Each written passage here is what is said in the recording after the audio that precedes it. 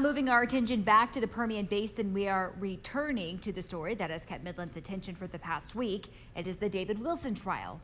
We are past week one. We're past the prosecution. They rested their case today.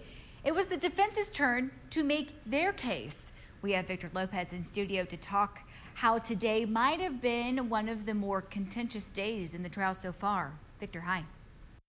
Hey, Tatum, that's right. We're into day 5 of the trial, and most of the day actually involved talking to one expert witness. Albert Rodriguez was brought in to serve as an expert on determining the need to use deadly force. He was introduced as a law enforcement veteran with experience in similar cases. Now, that is when the trial took a pretty heated tone. The prosecution and defense disagreed on where Rodriguez's experience stemmed from, with prosecution arguing that Rodriguez specialized in officer-involved shootings rather than homicides. Now, after an overruled objection from the prosecution, Rodriguez talked about his interview with Wilson and his examination of the home. A major talking point of his testimony involved how officers in dangerous situations often can't remember minute details of the events, like how many times they fired their gun or how loud the shots were, because of how their nervous systems respond.